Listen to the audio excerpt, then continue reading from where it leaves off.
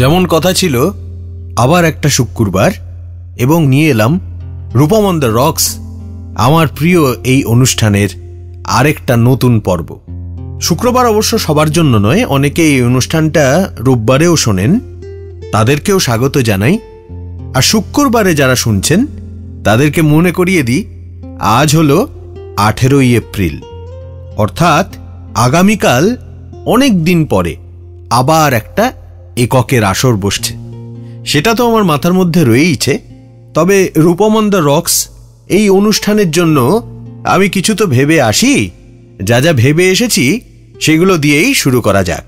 দেখো, অন্য কিছুতে যাওয়ার দরকারই নেই। তুমি যেই একটা কথা বললে, একক আগামীকাল, এটাই যথেষ্ট, এটাই খাস। এককের নামই তো খাস, তো একক স্পেশাল করো না একটা।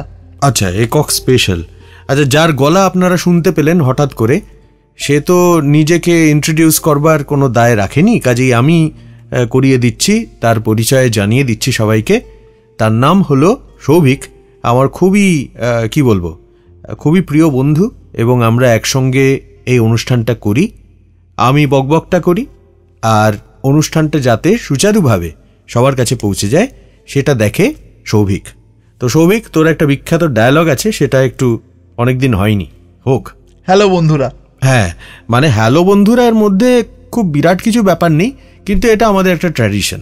আমরা যবে থেকে অনুষ্ঠানটা শুরু করেছি এবং যবে থেকে সৌভিককে সবার সামনে আমি আলাপ করিয়ে দিয়েছি সৌভিকের সঙ্গে, তখন থেকেই সৌভিকের এই প্রথম সম্বোধনটা আমার খুব ভালো লেগে যায় এবং আমাদের শ্রোতাদেরও খুব ভালো লেগে যায়, কাজেই এটাকে আমরা রিপিট করি।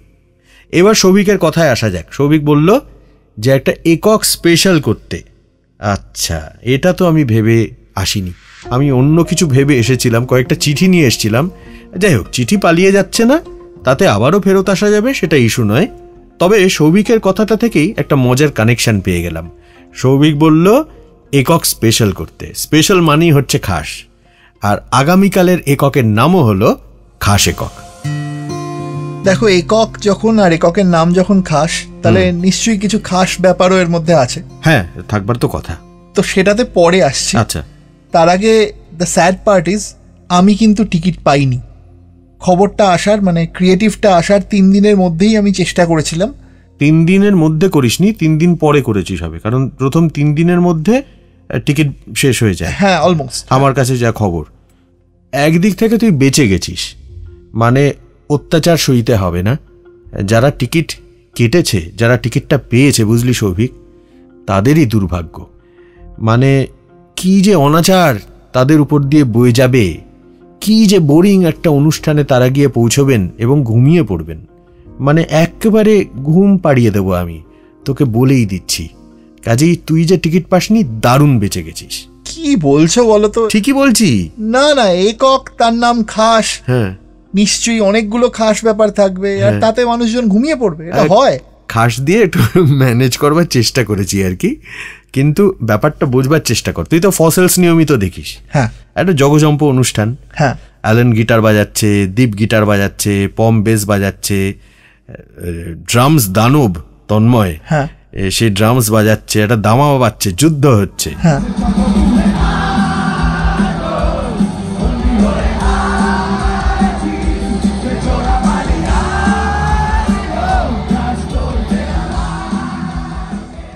সো জগজম্প মানে একটা মারদিস কেল্লা ব্যাপার আছে ফসেলসের প্রেজেন্টেশনের মধ্যে, আর সেটা সবাই মিলে তৈরি হয়।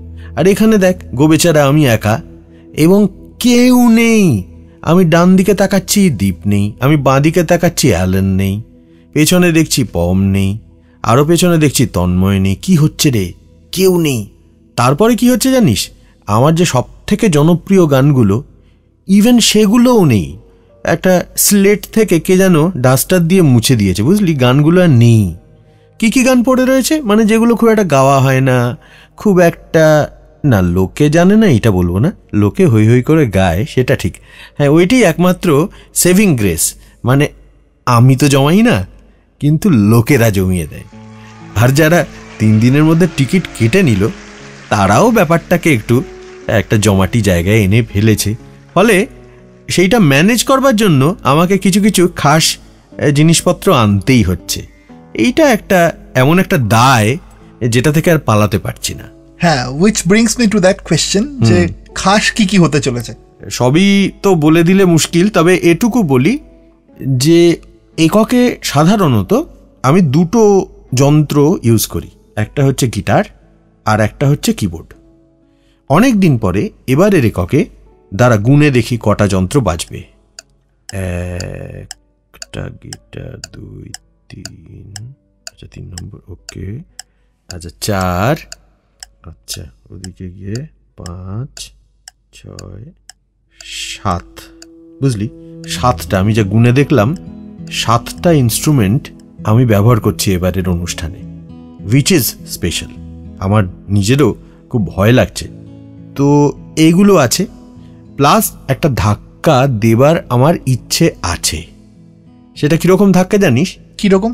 মানে অনেক দিন আগে একবার একটা রেডিও অনুষ্ঠানে ফসিলস উপস্থিত হয়েছিল সবাই, এবং সেদিন আমরা দুটো গান একেবারে অন্য রকমভাবে পরিবেশন করি। একটা হচ্ছে বিষাক্ত মানুষ, তার একটা আনপ্লাগড ভার্সন হয়, এবং অন্য আরেকটা গান যার নাম মানব বোমা, সেটার ভার্সনটা এমনই হয়। ও আরেকটাও ছিল বাইসাইকেল চোর। যাই হোক, মানব বোমার প্রসঙ্গে ছিলাম। মানব বোমা গানটা আমরা এমনভাবে করি যাতে সবাই একেবারে চমকে যায়। এই গানগুলোর, অর্থাৎ মানব বোমা বা বিষাক্ত মানুষ, তাদের আনপ্লাগড ভার্সন মিশন এফ অ্যালবামে বেরোলো যে, তার অনেক আগের ঘটনা বলছি। মানে প্রথমবার এরকম অন্য একটা ভার্সনে গানগুলো গাওয়া হয়েছিল একটা রেডিও অনুষ্ঠানে, এবং লাইভ রেকর্ডিং করা হয়নি, লাইভ গাওয়া হয়েছিল। আমি এককে খুব একটা চমক এগুলোতে বিশ্বাস করি না। মানে আমি বলেওছি এর আগে যে আমি চমকদার চমকলাল না, কিন্তু সামহাউ এই যে চমক এসে গেছে, আমার মনে হয় এটা ওই অনেক দিন আগে রেডিও অনুষ্ঠানে মানব বোমা, বিষাক্ত মানুষ কিংবা বাইসাইকেল চোরের অন্য ভার্সন গাওয়ার সঙ্গে তুলনীয় একটা ব্যাপার। এর বেশি কিন্তু আমি কিছু বলবো না। আরেকটা খাস ব্যাপার তো অনেক আগেই বলে দিয়েছি, সেটা হচ্ছে এবারের এককে আমার গান সমগ্রের নতুন খণ্ড, অর্থাৎ গান সমগ্র 2 সেটা প্রকাশিত হচ্ছে। এটাও বড় ব্যাপার। তুমি একটু আগে বললে যে এককে মানুষজন নাকি ঘুমিয়ে পড়বে। হ্যাঁ, তো ঘুমিয়ে পড়ে তো, আমি অনেককে দেখেছি ঘুমোচ্ছে। মানছি যে তুমি এককে একটা গিটার আর একটা কিবোর্ড নিয়ে স্টেজে উঠছো, বাট তার মানেই কি মানুষ ঘুমিয়ে পড়বে? না, বসে বসে গাইছি তো, ঢুলছি রীতিমতো। এটা আমি মানতে পারছি না। দেখো, এটা একদম বাজে কথা একেবারে। মানে দৌড়োদৌড়ি করে গান গাওয়া আর বসে বসে ঢুলতে ঢুলতে গাওয়া, এটার মধ্যে একটা ডিফারেন্স আছে তো, নাকি রে? শোন, আমি একটা কথা বলছি। এই অনুষ্ঠানটা আগামীকালের একক, যেটার নাম খাস একক, এটার যদি থিম হয় ঘুম, তাহলে তুই কি করবি বল? কি বলবি? তুই কি জানিস কালকের অনুষ্ঠানের একটা থিম আমি ভেবেছি ঘুম, আর অল্প করে গুজে দেওয়া 2-4টে স্বপ্ন। এইবার বল কি বলবি? ওফ, তুমি পারো বটে। আমার প্রশ্নের যেই সোজাসুজি উত্তর দিতে পারলে না, অমনি একটা গানের অনুষ্ঠানের থিম হয়ে গেল ঘুম। আরে তুই বিশ্বাস করতে পারছিস না? তুই বিশ্বাস করছিস না? এই দেখো, ছেলেটা বিশ্বাসই করছে না আমার কথা। আরে সত্যি, এটা ভেবেছি। আচ্ছা বেশ, মানলাম। কিন্তু তোমার এই যে উৎপটাং চিন্তা ভাবনা, মানে যেরকম ধরো একটা গানের অনুষ্ঠানের থিম হয়ে গেল ঘুম, তো এই ধরনের এই উৎপটাং চিন্তাগুলোর জন্যই কি এককে তো জনপ্রিয়? তোমার কি মনে হয়? হ্যাঁ দেখ, এইটা আমি তোকে কন্ট্রাডিক্ট করব না। একক সত্যি জনপ্রিয়, এটা আমাকে মানতেই হবে। তার কারণ একক আজ অবধি যতগুলো হয়েছে, এটা 60 নম্বর হতে চলেছে। প্রত্যেকটা একক হাউসফুল। অনলাইন এককের ক্ষেত্রে আমরা এটাও দেখেছি যে গোটা ভারতের অনলাইন যত অনুষ্ঠান, এমনকি ইনক্লুডিং কনফারেন্সেস, তার টিকিট বিক্রি হয়, এবং অনলাইন কনসার্ট বা কনফারেন্স মিলিয়ে টিকিট বিক্রির রেকর্ড, সব রেকর্ড ভেঙে দিয়েছে আমার একক, অনলাইন একক। আর যেটাকে আমরা অফলাইন বলে থাকি আজকাল, মানে অডিটোরিয়াম একক, আজ অবধি যেখানেই হয়ে থাকুক না কেন, তা কিন্তু হাউসফুল হয়েছে। মানে সেটা নজরুল মঞ্চের মতো একটা বড় পরিসরেও হাউসফুল, আবার ছোট পরিসরে তো বুঝতেই পারছিস 3 দিনের মধ্যে যে এবারের অনুষ্ঠান, এটা কিন্তু খুব ছোট জায়গা নয়, বিড়লা সভাঘর খুব ছোট নয়, কিন্তু 3 দিনের মধ্যে হাউসফুল। কাজেই জনপ্রিয় বলতেই হচ্ছে। এই রূপম ইসলাম একক নিয়ে বই বেরিয়েছে, বহু জায়গায় বহু মানুষ এটা নিয়ে আলোচনা করেছেন স্বতঃস্ফূর্ত হয়ে। মানে তারা লিখেছেন ফেসবুকে, অনুষ্ঠান দেখবার অভিজ্ঞতা। তাদের মধ্যে অনেক বিখ্যাত মানুষও আছেন এবং বেশ অনেকবার বিভিন্ন ধরনের ছোট বড় মিছিল বেরিয়েছে। মিছিল? হ্যাঁ, লোকে গান গাইতে গাইতে একটা মিছিল করে এককের গান গাইতে গাইতে আর এককের জয়ধ্বনি দিতে দিতে অডিটোরিয়ামে এসেছে, পতাকা টতাকা তুলে ধরে। মানে এটা একটা ইউনিক ব্যাপার, তাই না? তো এই সব কিছু হয়েছে যখন, তখন আমি জনপ্রিয় নয় এই কথাটা আর বলতে পারছি না। মানে বলবার ভীষণ ইচ্ছে ছিল, তাও বলতে পারছি না। তবে জনপ্রিয়তার মূল কারণ, হ্যাঁ, উৎপটাং, আমি মানুষটাই উৎপটাং, সে তো তুই বুঝতেই পেরেছিস। এই অনুষ্ঠানের স্টুডিওতে এতদিন ধরে আমায় সহ্য করে তুই ভালোই বুঝে গেছিস আমি লোকটাই উৎপটাং। উদ্ভট জিনিসপত্র আমার মাথা থেকে যখন তখন বেরিয়ে আসে, শেন ওয়ার্নের স্পিনের মতো বলতে পারিস। মানে বলটা পড়বে, বলটা কোথায় ঘুরবে সেটা ঠিক বোঝার উপায় নেই আগে থেকে। কিন্তু আরেকটা খুব বড় কারণ জনপ্রিয়তার বলে আমি যেটা মনে করি, অগেন আমি একটু লো প্রোফাইল মেনটেন করার দিকেই যাচ্ছি, আমি এটা বলতে চাই যে একক জনপ্রিয় তার কারণ একক হয় আর কটা, খুব কমই তো। মানে ধর কত বছর হলো, তা 12 বছর মতো হয়ে গেল, 12-13 বছর। তার মধ্যে 60টা অনুষ্ঠান খুব বেশি বলা যায় না, খুবই মডারেট। তো এত জনপ্রিয় অনুষ্ঠান তাহলে মডারেট হচ্ছে কেন? মানে এত কম সংখ্যক হচ্ছে কেন? হ্যাঁ, উত্তরটা হলো কলকাতা শহরে বা কলকাতার বাইরেও আমার মালিকানায় কোনো অডিটোরিয়াম নেই। মানে আমি কোনো অডিটোরিয়াম ওন করি না, এই জন্যই একক এত কম হয়। অডিটোরিয়াম ওন করবে? হ্যাঁ, করব। কেন, তুমি কি ধনকুবের নাকি? না, সেটাই তো করবার ইচ্ছে ছিল। এই যে ওন করতে পারছি না, এর ফলে কি হচ্ছে, ধর আমি ঠিক করলাম একটা একক অনুষ্ঠান করব। আমার প্রথম কাজ কি হবে? হল বুক করা। হল পেতে পেতেও তো দেরি হবে। মানে যে হলেই আমি যাই না কেন, তারা তো ডায়েরি দেখবে, ডায়েরি দেখে দেখবে ফাঁকা কবে। কেউ হয়তো 1 মাস পরের একটা ডেট দেবে, কেউ হয়তো 2 মাস পরের একটা ডেট দেবে। যাই হোক, দিল, যে কোনো একটা ডেট আমরা নিলাম। এবার সেই ডেটটা নিয়ে এগোচ্ছি, প্রচার শুরু হয়ে গেল, টিকিট বিক্রি শুরু হয়ে গেল। আর তুই তো জানিস টিকিট বিক্রি সব সোল্ড আউটও হয়ে গেল ধরে নে। এবার সেই দিনে ফসিলসের একটা অনুষ্ঠান ধর ঢুকে গেল, কারণ ফসিলসের অনুষ্ঠান যে কোনো সময় ঢুকতে পারে। ফসিলসের অনুষ্ঠান আমরা বাইরের অর্গানাইজারদের জন্য করে থাকি, কোনো কলেজের জন্য করলাম বা কর্পোরেট জগতের কোনো কোম্পানির জন্য করলাম। তারা তো আর দেখবে না কবে আমার একক আছে, তারা যে কোনো একটা ডেট আমাকে দিল। ধর ডেটটা ক্ল্যাশ করলো, তখন কি হবে? তখন কিন্তু আমার প্রায়োরিটি, যেহেতু অনেককে নিয়ে কাজ করছি, একক আমার একার, কাজেই এককটা স্যাক্রিফাইস করা যায়, কিন্তু অনেককে নিয়ে যে কাজটা, সেটা তো স্যাক্রিফাইস করা যাবে না। ফলে আমাকে ডেটটা ছেড়ে দিতে হলো। এবার মনে কর যে কোনো একটা ডেট বল, ধরো 23শে মে। আচ্ছা, 23শে মে যদি ফসিলসের অনুষ্ঠান ঢুকে যায়, তাহলে আমার ডেটটা ছেড়ে দিতে হচ্ছে, তাহলে একক ক্যান্সেলড। আচ্ছা, মনে কর 22শে মে একটা ফসিলসের অনুষ্ঠান ঢুকলো, এবার কি হবে? এবার কি আমি এককটা করতে পারবো? পারবো না। তার কারণ এককটা এতই আলাদা যে অনুষ্ঠানের আগের দিন, মানে এক্ষেত্রে 22 তারিখে আমার একটা রিহার্সাল লাগবে। তাহলে হলো না। 22শে মে যদি ফসিলসের অনুষ্ঠান ঢোকে, তাহলে একক ক্যান্সেল। আচ্ছা, মনে কর 21 তারিখে যদি একটা ফসিলসের অনুষ্ঠান ঢোকে, 22 তারিখ না, 23 তারিখও না, 21 তারিখে ঢুকেছে, এবার কি আমি এককটা পারবো? পারবে না, তুই বল, পারবো কি? তুমি বলো, পারবে? পারবো না। তার কারণ 21 তারিখ ফসিলসের অনুষ্ঠান করে এসে 22 তারিখ আমার একটা রেস্ট লাগবে। ফসিলসের অনুষ্ঠান ওরকম অনুষ্ঠান, ওরকম বড় স্কেলের অনুষ্ঠান, ওটা থেকে তো মাথাটা বেরোতে চায় না রে, বডি বেরিয়ে যায় কিন্তু মাথাটা ওইখানে পড়ে থাকে। সো আমি রিহার্সালটা করতে পারলাম না 22 তারিখে। 22 তারিখে এককের রিহার্সালটা করতে পারছি না বলে 23 তারিখে একক করতে পারলাম না। তাহলে 21 তারিখ ফসিলসের অনুষ্ঠান ঢুকলেও পারলাম না। আচ্ছা, 20 তারিখ যদি ফসিলসের অনুষ্ঠান ঢোকে, তাহলে আমি কি পারবো? পারবে। এইটা পারবো। 20 তারিখ ঢুকলে 21 তারিখে আমি রেস্ট নেব, 22 তারিখে আমি এককের রিহার্সাল করব, 23 তারিখ আমি একক করব। তাহলে একটা একক 23শে মে করবার জন্য আমার 23, 22, 21 এই 3 দিন ফসিলস হলে হবে না। তাহলে 3 দিন যদি আমি আমার আসল জীবিকা যেটা ফসিলস, সেটাকে বন্ধ করে দিই, তাহলেই আমি একটা একক করতে পারি। এই 3 দিন ব্লক করে দেওয়া, পরবর্তী কোনো একটা মাসে অনেক দিন বাকি, সেই সময় 3 দিনের ভবিষ্যৎবাণীটা করা খুব ডিফিকাল্ট হয়ে দাঁড়ায়। নিজের যদি অডিটোরিয়াম থাকতো, তাহলে হয়তো আমি 2 সপ্তাহ পরেই একটা ডেট করে নিতাম। আমি জানি যে 2 সপ্তাহের মধ্যে ফসিলসের অনুষ্ঠান ঢুকবে না, সেই সিওরিটিটা পাওয়া যায়। অনেক সময় সেটাও পাওয়া যায় না, কিন্তু বেশিরভাগ সময় ধর 2 সপ্তাহের একটা শিওরিটি আমি বুঝতে পারি যে ঢুকবে না ফসিলসের অনুষ্ঠান হুট করে। কিন্তু 1 মাসের ব্যাপারটা তো বোঝা সম্ভব না, 2 মাস হলে আরই বোঝা সম্ভব না। এই সবই হচ্ছে কারণ একক এত কম হয়। একক হতে গেলে ফসিলসের ডানাটা ছেটে দিতে হবে, সেটা আমি কোনোদিনই করিনি আর কোনোদিনও করব না, তা একক যতই জনপ্রিয় হোক না কেন।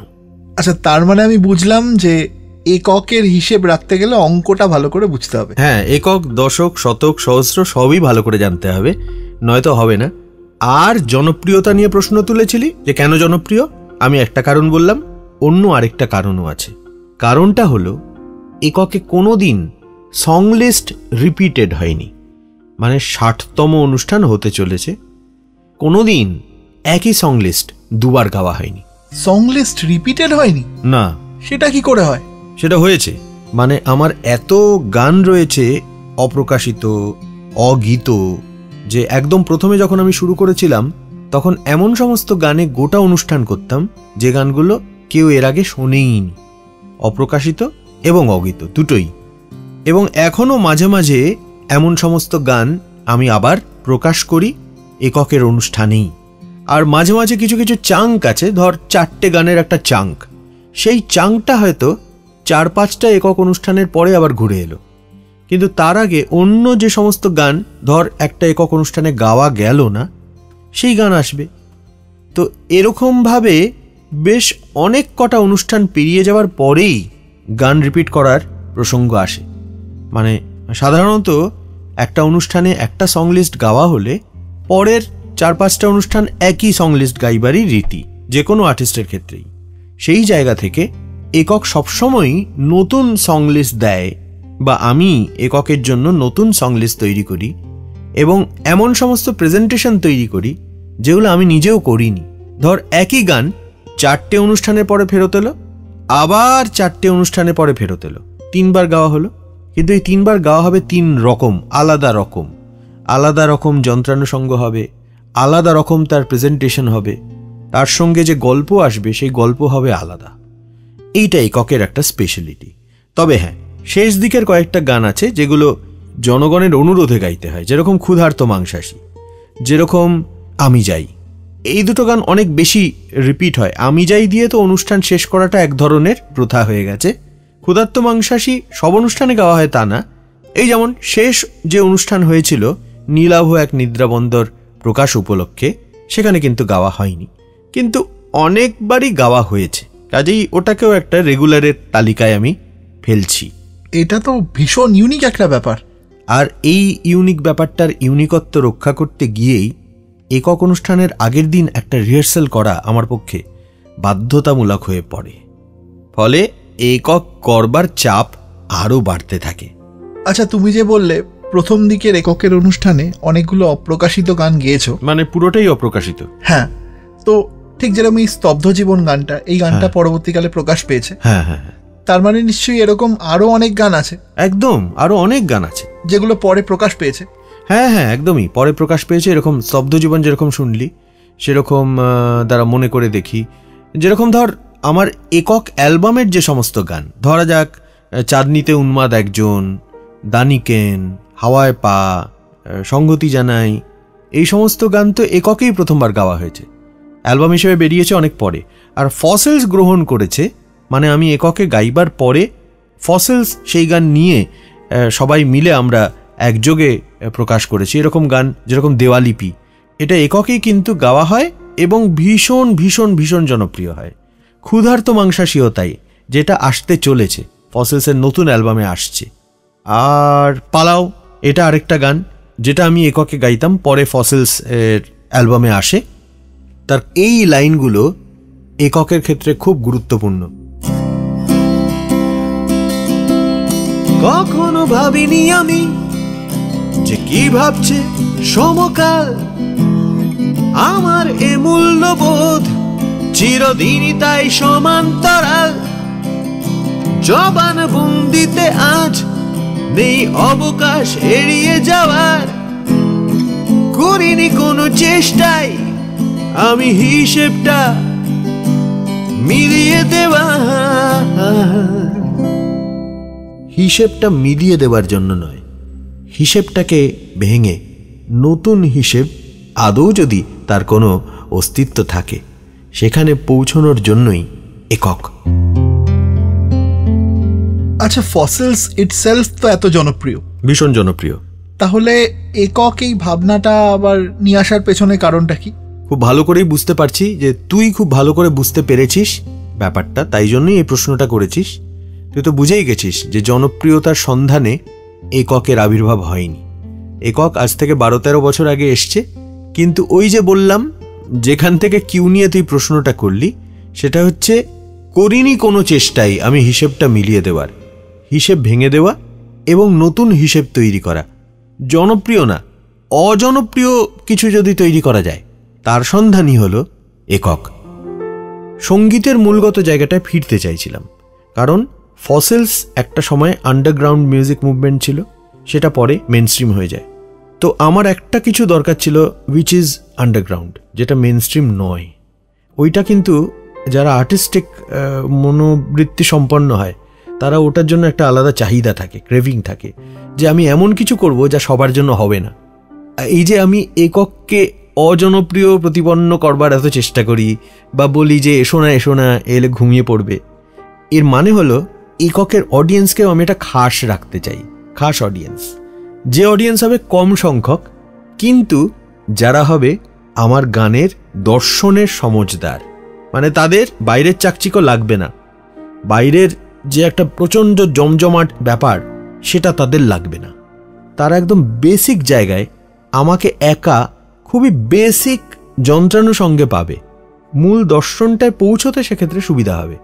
কারণ বাইরের জমকালোর আস্তরণগুলো তো নেই, ওগুলো আমি খারাপ বলছি না, মানে ওগুলো প্রচণ্ড দরকার এবং ওগুলো তো করতে চেয়েছি, করেওছি, এবং ভেবেছিলাম যে ওই জমকালো ব্যাপারগুলোর জন্যই ওখানে পেনিট্রেশন কম হবে, লোকজন ওই অবধি পৌঁছবে কম, কারণ রক মিউজিক নিতে পারবে কম। কিন্তু তা হলো না, সামহাউ সাম ম্যাজিক হ্যাপেন্ড, এবং রক মিউজিকটাই বাণিজ্যিকভাবেও মেনস্ট্রিম হয়ে গেল। এবং আমি দেখতে পেলাম যে পরবর্তীকালে তৈরি হওয়া ফিল্ম মিউজিকও actually followed our way of musicality. তো বাংলা সঙ্গীতের ভাষাটাই দেখলাম, আমি যে ভাষাটা আনতে চাইছিলাম, বা সম্মান অর্থে যদি বহু বচন ব্যবহার করি, আমরা যেটা আনতে চাইছিলাম, সেই ভাষাটাই পরে আরও অনেকে সেখানে কাজ করলেন বা সেইখানেই যেতে চাইলেন। ফলে সেটা একটা পরিচিত ট্রেন্ড হয়ে গেল। যখনই একটা পরিচিত ট্রেন্ড বা একটা ফর্মুলা তৈরি হয়, আমি সেটাকে ভাঙবার চেষ্টা করি। ফসিলসের অ্যালবামগুলোর ক্ষেত্রেও তাই করেছি। যেই একটা ফর্মুলায় জনপ্রিয় হয়েছে, পরের অ্যালবামটা সেটা ভেঙে করেছি। এককের ক্ষেত্রে তো অবশ্যই, যেমন অন্য কেউ বাজাবে না, যেমন খুব জনপ্রিয় গান আমি গাইব না, বরং নতুন অশ্রুতপূর্ব গান গাইব, দেখি না কি হয়। মানে ব্যাপারটা হচ্ছে, এই সাংগীতিক এবং সামাজিক পরীক্ষাগারে নিজেই নিজেকে একটা গিনিপিগ হিসেবে কল্পনা করলাম, আর তাকে ফেললাম প্রতিকূল অবস্থায়। চ্যালেঞ্জ দিলাম নিজেকেই, দেখি না এটা কি করে পেরোই। এখনো অবধি পেরোতে পেরেছি, আগামীকাল কি হবে জানি না।